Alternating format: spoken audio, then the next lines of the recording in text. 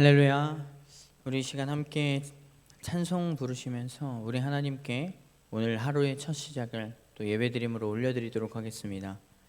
우리 찬송가 284장입니다. 찬송가 284장, 통일 찬송가 206장입니다.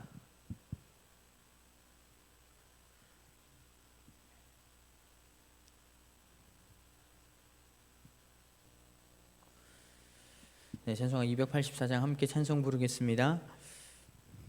오랫동안 모든 죄 가운데 빠져 더럽기가 한량 없던 우리들, 아무 공로 없이 구원함을 얻어 하나님의 자녀 지금 되었네. 주의 그 사랑 한량 없도다. 찬송할지어다 예수의 공로. 주의 그 사랑 한량 없도다.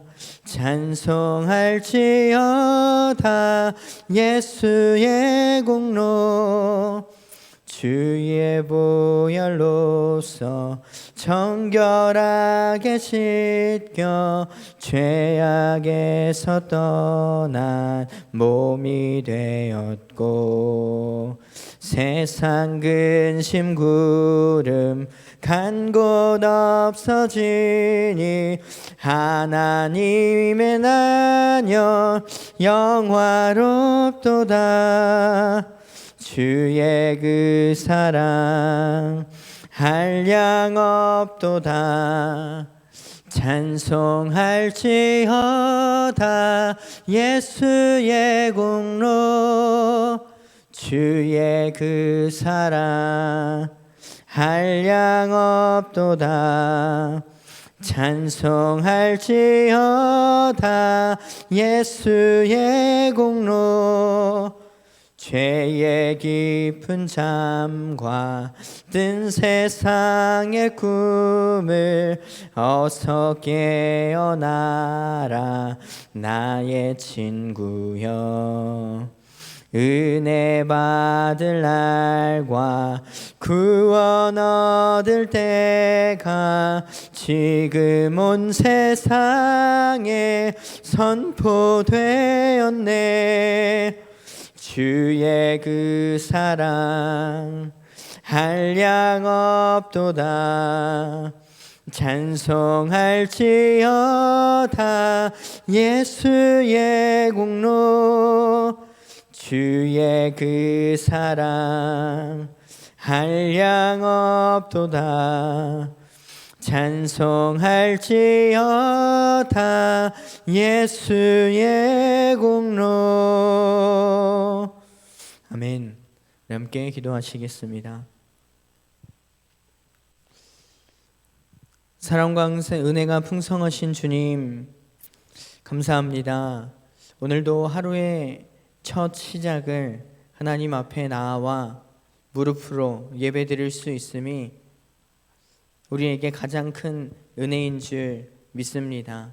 하나님, 오늘도 우리의 삶을 하나님께서 이끄시는 대로 우리가 살아내기를 소망합니다. 늘 죄의 유혹들 가운데 세상의 수많은 거짓과 탐욕과 죄의 유혹들 가운데 살아가고 있지만, 우리가 그 가운데서 그 모든 유혹들을 뿌리치고 이겨낼 수 있는 것은 하나님께서 오늘도 우리의 구원이 소망이 되시며 우리의 삶 가운데 늘 함께 하셔서 우리의 삶을 인도하시기 때문인 줄 믿습니다. 오늘도 하나님의 말씀을 의지하며 그 하나님의 인도하심에 우리의 삶을 온전히 내어 맡겨드리는 귀한 우리의 삶이 되어질 수 있도록 성령 하나님 함께하여 주시옵소서. 오늘도 하나님께서 우리를 성령으로 충만케 하여 주실 줄 믿사오며 거룩하신 예수님의 이름으로 기도드립니다. 아멘. 우리 오늘 함께 나누실 말씀은 히브리서 10장 19절에서 25절까지의 말씀입니다. 네, 신약성경 히브리서 10장 19절에서 25절까지 말씀입니다. 제가 가진 성경으로는 신약성경 363페이지에 있습니다.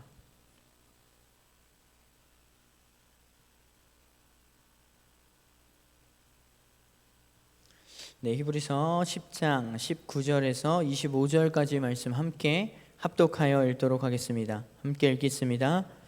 그러므로 형제들아, 우리가 예수의 피를 힘입어 성소에 들어갈 담력을 얻었나니 그 길은 우리를 위하여 휘장 가운데로 열어놓으신 새로운 살 길이요 휘장은 곧 그의 육체니라.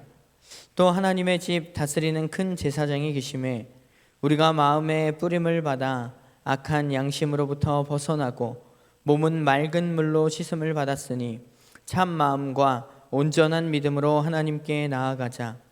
또 약속하신 이는 믿으시니 우리가 믿는 도리의 소망을 움직이지 말며 굳게 잡고 서로 돌아보아 사랑과 선행을 격려하며 모이기를 패하는 어떤 사람들의 습관과 같이 하지 말고 오직 권하여 그날이 가까움을 볼수록 더욱 그리하자. 아멘. 할렐루야. 여러분 혹시 건강검진이라는 것을 생각하시면 무엇이 어떤 것이 혹시 떠오르시나요? 뭐 여러 가지가 떠오를 수 있겠지만 저는 좀 이 귀찮음이라는 것이 이 단어가 떠오르더라고요. 건강검진이 꼭 해야 하는 우리에게 정말 필요한 것이라는 사실을 우리가 너무도 잘 알지만 해야지 하면서 또 다음에 하면 되지 하면서 귀찮아서 계속해서 미루게 되는 것이 이 건강검진인 것 같습니다. 지금 당장에 눈에 띄는 몸에 어떠한 이상도 없고 또 아픈 것도 없는 것 같고 사실 별반 크게 다르지 않고 문제가 없는 것 같으니까 다음에 해도 되겠다 하고 계속해서 미루는 거죠. 그런데 우리의 영적인 생활에도 이와 같은 모습들을 어쩌면 찾아볼 수가 있을 것 같습니다. 영적으로 무언가 우리가 조금 침체되어 있고 잘못되어 있다라는 것을 스스로 느끼기도 하고 알면서도 지금 당장에 사실은 어떤 문제가 없는 것 같으니까 그 자리에서 계속 머물러 있는 경우가 참 많은 것 같습니다. 우리가 때로는 죄를 짓기도 하고 또 하나님 앞에 불순종을 하기도 하는데 그럴 때마다 당장 안에 내 삶에 무슨 일이 생기기라도 하면 사실은 금방금방 돌이킬 텐데 하나님께서는 여전히 우리를 사랑하시고 은혜를 베푸시기 때문에 어쩌면 우리는 그 은혜를 악용하고 있는 것일지도 모르겠습니다. 그런데 우리가 여기서 알아야 할 것은 우리가 은혜를 악용하는 것이 이 건강을 악용하는 것 이상으로 훨씬 더 위험하다는 사실입니다. 오늘 히브리서는 처음 가졌던 믿음과 열정을 잃어버리고 또 정체되어 있고 퇴보해가는 신앙적으로 퇴보해가는 그러한 유대인 그리스도인들을 위해서 쓰여졌다라고 계속해서 우리가 함께 이야기를 나누었습니다. 이 히브리서의 기자는 환난과 핍박 가운데서 주저앉아 있는 성도들에게 우리의 대제사장이 되시는 예수 그리스도를 바라보도록 격려하는 한편 여러 번에 걸쳐서 강력한 경고의 메시지를 주고 있습니다. 계속 이 상태에 머물러 있으면 안 된다라는 것입니다. 건강은 건강할 때 지켜야 한다라는 말이 있습니다. 지금 당장 큰 문제가 드러나지 않더라도 우리의 신앙이 이렇게 정체되어 있거나 때로는 퇴보해 있는 것은 아닌지 우리가 늘 점검해 보아야 하는 줄 믿습니다. 무언가 잘못되고 있다는 것을 알면서도 언젠가 돌이키겠다고 다짐하면서 하나님의 은혜를 악용하고 있지는 않은지 늘 점검해 보아야 합니다. 그런 의미에서 오늘 본문 말씀을 통하여서 우리의 영적인 건강 상태를 함께 점검해 보기를 원합니다. 오늘 본문은 우리가 점검해야 할 영적 생활의 세 가지 영역에 대해서 이렇게 말해주고 있습니다. 먼저 첫째로는 하나님과의 관계에 대한 진단인데요. 참 마음과 온전한 믿음으로 하나님께 나아가는가 하는 것입니다. 19절부터 22절 말씀을 보면은 기록되어 있는데요. 이 참마음은 진실한 마음을 의미합니다. 하나님 앞에서 조금도 거리낌이 없고 깨끗하고 진실된 마음입니다. 또 온전한 믿음이라는 것은 하나님이 나를 기뻐하시고 용납하신다는 내가 확신을 갖는 것입니다. 죄인이 이 거룩하신 깨끗하신 그 하나님 앞에 서는 것은 굉장히 두려운 일입니다. 구약시대에는 거룩한 이 대제사장만이 지성소에 들어갈 수 있었죠.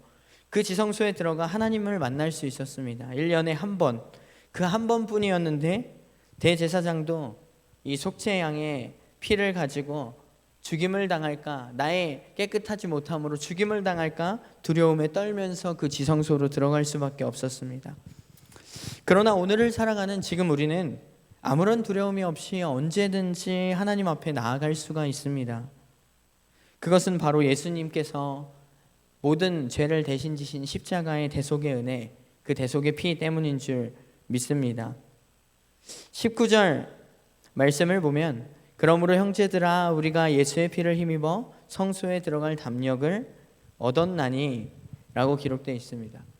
예수님이 친히 우리의 죄를 위해서 속죄의 피를 흘리셨습니다. 우리가 받아야 할 하나님의 어떠한 진노, 어떤 죄에 대한 형벌, 이 죄의 값을 예수님이 모두 다 대신 치러주셨습니다. 그래서 우리가 하나님께로 나아갈 수 있는 길을 열어주셨습니다. 우리는 여전히 부족하고 죄가 있고 여전히 그 죄 가운데 머물고 있지만 예수님의 피를 힘입어서 우리가 하나님 앞에 나아갈 수 있게 되었습니다. 이렇게 하나님 앞에 나아갈 수 있다는 것이 우리에게 얼마나 놀라운 은혜일까요? 얼마나 놀라운 특권일까요? 그래서 이 특권을 누리라라고 오늘 히브리서 기자는 우리에게 권면하고 있습니다. 건강한 집의 자녀들은 이 참 마음과 온전한 믿음으로 부모에게 나아옵니다. 무슨 말인가 하면 어떤 조금의 거리낌도 없이 어떤 거리감이나 두려움이 없이 이중적인 마음이나 쭈뼛거림 없이 당당하고 확신에 차서 부모님을 부릅니다. 엄마, 아빠, 집에 없을 때는 전화로 부릅니다. 부모님에게 뭐 하나 해준 것도 사실 별로 없으면서 당당합니다. 당당하게 이거 해줘 저거 해줘 요구합니다. 부모의 사랑을 확실하게 신뢰하기 때문입니다. 부모의 사랑을 가로막을 수 있는 것이 아무것도 없다라는 것을 마음에 확신하고 있기 때문에 그렇습니다. 이렇게 참 마음과 온전한 믿음으로 부모에게 나아올 때 자녀들 또한 건강하게 자랄 수 있습니다. 또 부모들은 그러한 아이들의 모습을 보고 또 그 맛에 열심히 일을 하며 살아가죠. 우리가 참 마음과 온전한 믿음으로 하나님께 나아갈 때 하나님이 이렇게 우리를 기뻐하시는 줄 믿습니다. 그런데 반대로 아이들이 부모님의 눈치를 보고 막 슬금슬금 부모님을 피하려고 하고 부모님을 좀 거리를 두고 멀리하려고 한다면 어떻게 되겠습니까? 아이들에게 분명히 무언가 문제가 생기기 시작한 것입니다. 부모의 근심거리가 될 것입니다. 마찬가지로 우리가 이렇게 하나님께 나아가지 못하고 있다면 분명히 우리의 신앙 안에도 무언가 문제가 생긴 것입니다.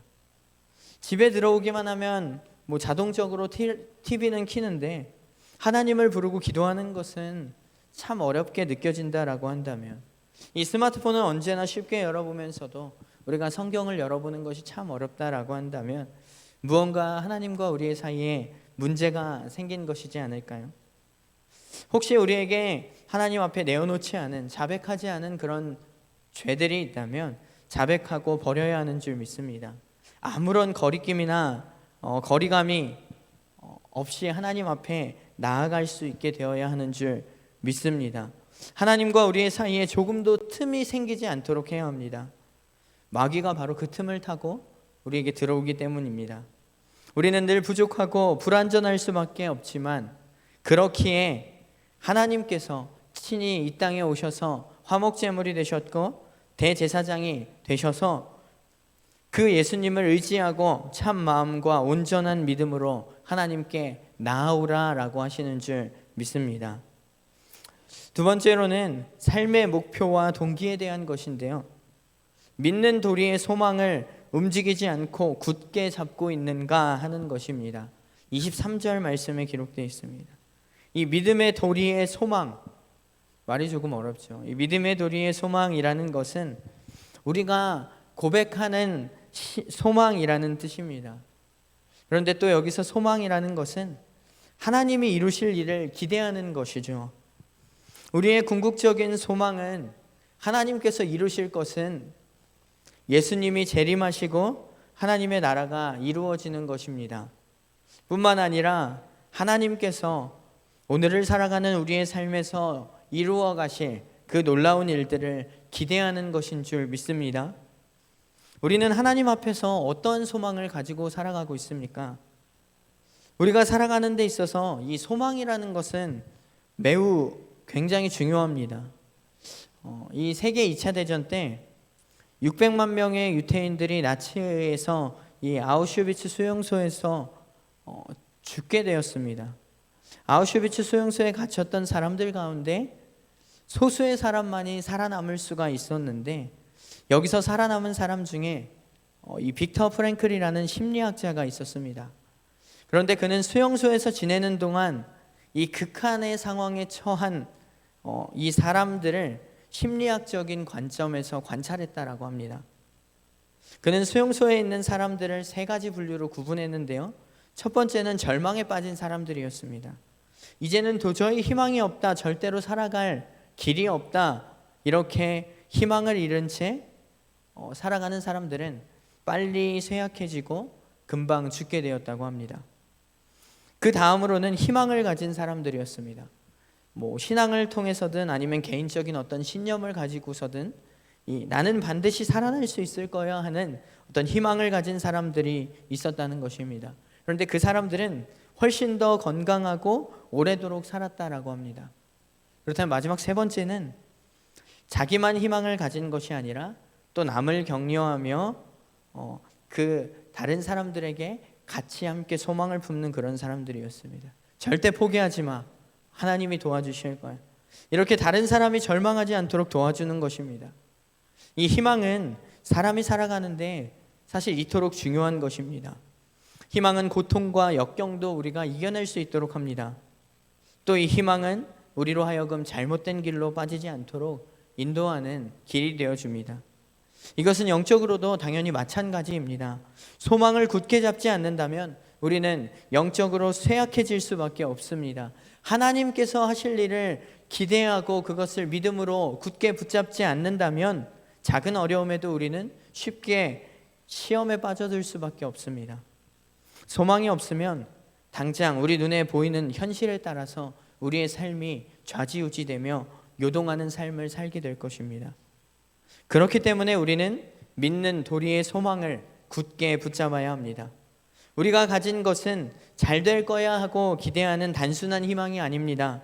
하나님이 반드시 이루어 주시겠다고 약속하신 것, 하나님의 말씀 성경을 통하여 우리에게 약속하신 것을 기대하고 날마다 바라보며 그것을 믿고 소망으로 품고 살아가는 것입니다. 이 아브라함은 아무것도 보이지 않는 절망적인 그러한 상황 속에서도 내가 반드시 너를 복주고 복주며 너를 번성케 하고 번성케 하리라 라고 말씀하신 그 하나님의 약속을 굳게 붙잡고 살았기에 결국 후대의 믿음의 조상이 될 수 있었습니다. 우리도 하나님께서 주시는 이 소망을 굳게 붙잡고 살아야 하는 줄 믿습니다. 하나님이 주신 약속의 말씀을 주장하며 절대로 흔들리지 말아야 합니다. 마지막 세 번째로는 사람들과의 관계에 대한 것인데요. 서로 돌아보아 사랑과 선행을 격려하고 있는가 하는 점검입니다.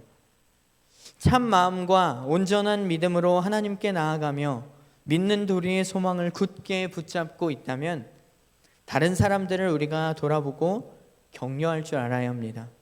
서로 돌아보라라는 말의 의미는 서로의 사정을 주의 깊게 살피라라는 말입니다. 격려하라라는 말은 자극하고 격동시키다라는 의미를 가지고 있습니다. 서로의 사정을 주의 깊게 살피고 사랑과 선행을 지속하도록 서로 자극하라라는 것입니다. 우리가 서로 이렇게 해야 하는 이유가 당연히 분명히 있습니다. 우리가 바로 예수 그리스도 안에서 한 몸이 된 지체이기 때문입니다. 우리의 몸 가운데 어느 한 부분이 아프면 온 몸이 영향을 받게 되죠. 최근 계속해서 우리가 겪고 있는 이 코로나라는 질병도 마찬가지입니다. 우리 기관지를 통해서 전염이 되지만 코로나에 걸리면 몸 전체가 아프게 되고 또 때로는 여러 가지 부작용을 겪기까지도 합니다. 마찬가지로 우리 안에서 하나된 우리 공동체에 속한 누군가가 아픔을 겪게 된다면 당연히 우리에게도 영향이 있을 수밖에 없을 것입니다. 또 우리는 한 배에 타고 있는 사람들입니다. 이 조정 경기가 모두가 함께 조정 경기에서 노를 젓고 있는데 그 중에서 한 사람이 힘들다고 노를 젓지 않고 포기한다면 어떻게 되겠습니까? 그 팀 전체가 뒤처지게 될 것입니다. 서로 믿음을 잃지 않고 사랑과 선행을 포기하지 않도록 서로 함께 돌아보고 격려해야 합니다. 그래서 성경은 한 공동체 안에 있는 사람들은 서로에게 책임이 있다라는 것을 우리에게 권면하고 있는 것입니다. 우리 함께 마지막으로 히브리서 3장 12절과 13절 말씀, 그리고 갈라디아서 6장 1절 2절 말씀을 앞에 스크린을 보고 함께 읽도록 하겠습니다. 함께 읽겠습니다. 형제들아, 너희는 삼가 혹 너희 중에 누가 믿지 아니하는 악한 마음을 품고 살아계신 하나님에게서 떨어질까 조심할 것이요, 오직 오늘이라 일컫는 동안에 매일 피차 권면하여 너희 중에 누구든지 죄의 유혹으로 완고하게 되지 않도록 하라. 형제들아, 사람이 만일 무슨 범죄한 일이 드러나거든 신령한 너희는 온유한 심령으로 그러한 자를 바로잡고 너 자신을 살펴보아 너도 시험을 받을까 두려워하라. 너희가 짐을 서로 지라. 그리하여 그리스도의 법을 성취하라. 아멘. 이렇게 서로 돌아보고 사랑과 선행을 격려하는 삶을 살아갈 때 우리 이 등마루 교회라는 공동체가 건강하고 우리 자신이 건강하게 믿음 안에서 계속해서 성숙해 나아갈 수 있는 줄 믿습니다. 이 아우슈비츠 수용소에서도 이렇게 남을 격려하는 사람이 가장 건강하고 오래 살아남았다라고 했습니다. 우리도 남을 돌아보고 격려하는 삶을 살 때 가장 건강하고 또 마음에 풍성한 풍요로운 그런 삶을 살 수 있게 되어질 줄 믿습니다. 오늘 말씀을 통하여 우리의 영적 상태를 우리가 함께 진단해 보기를 소망합니다. 나는 참 마음과 온전한 믿음으로 하나님께 나아가고 있는가? 나는 믿는 도리의 소망을 움직이지 않고 굳게 붙잡고 살아가고 있는가?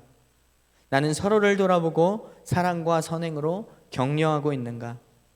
만약 우리가 이렇게 하고 있지 못하다면, 하고는 있지만 여전히 부족하다라고 한다면 오늘 하나님께 우리의 부족함을, 우리의 연약함을 고백하고 하나님의 도우심을 또 함께 구하며 나아갔으면 좋겠습니다. 날마다 말씀에 비추어 우리의 신앙의 건강 상태를 늘 점검하여서 건강한 신앙생활을 할 수 있는 저와 우리 모든 등마루 성도님들이 되어주시길 간절히 소망합니다. 우리 함께 기도하도록 하겠습니다. 사랑의 하나님, 감사합니다. 오늘도 하나님의 말씀의 은혜를 우리에게 허락하여 주셔서 우리의 영적인 건강 상태가 어떠한가 스스로 돌아보고 점검할 수 있도록 주님 인도하여 주시니 참으로 감사합니다. 늘 하나님의 말씀을 가까이 하여서 온전한 믿음으로 하나님 앞에 나아가며 하나님께서 우리의 삶에 이루실 것들을 성경을 통하여서 약속하여 주신 그 약속의 말씀들을 늘 소망으로 품고 흔들리지 않고 살아갈 수 있도록 주님 붙들어 주시고, 날마다 함께 신앙의 생활을 하며 걸어가는 우리 믿음의 공동체인 우리 등마루의 형제 자매들을 서로 돌아보며 서로 함께하는 이 선행을 격려할 수 있도록 주님 우리의 삶을 인도하여 주시옵소서. 우리들뿐만 아니라 여전히 예수 그리스도를 알지 못하는 자들에게 선행을 베풀며 그들에게 무엇보다 예수 그리스도를 전할 수 있는 은혜 또한 우리에게 허락하여 주시옵소서. 오늘도 이 모든 은혜로 우리의 삶을 이끌어 가실 줄 믿사오며 거룩하신 예수님의 이름으로 기도드립니다. 아멘. 하늘에 계신 우리 아버지여, 이름이 거룩히 여김을 받으시오며 나라가 임하시오며 뜻이 하늘에서 이루어진 것 같이 땅에서도 이루어지이다. 오늘 우리에게 일용할 양식을 주시옵고 우리가 우리에게 죄 지은 자를 사하여 준 것 같이 우리 죄를 사하여 주시옵고 우리를 시험에 들게 하지 마시옵고 다만 악에서 구하시옵소서. 나라와 권세와 영광이 아버지께 영원히 있사옵나이다. 아멘. 우리 이 시간 함께 기도하도록 하겠습니다. 함께 기도하실 때 먼저 첫 번째로 우리의 신앙의 상태를 늘 점검하고 건강한 신앙생활을 할 수 있도록 날마다 말씀을 가까이 하여 성경으로 충만케 하여 주시옵소서. 우리 하나님 앞에 하나님의 도우심을 구하도록 하겠습니다. 이어서 두 번째 기도 제목입니다. 우리 계속해서 다음 세대, 우리 등마루 다음 세대 아이들을 위해서 함께 기도해 주셨으면 좋겠습니다. 갈수록 악해져만 가는 이 세상 가운데서 우리 아이들이 세상의 가치관에 마음을 빼앗기지 않고 말씀의 가치관을 따라서 믿음으로 성장할 수 있도록, 늘 믿음으로 살아갈 수 있도록 하나님 함께하여 주시옵소서. 우리 등마루에 속한 모든 다음 세대들을 위하여서 이 시간 또 함께 기도하도록 하겠습니다. 우리 이렇게 두 가지 기도 제목 놓고 함께 기도하신 후에 각자 기도 제목 놓고 기도하시고 자유롭게 돌아가시도록 하겠습니다. 함께 기도하겠습니다.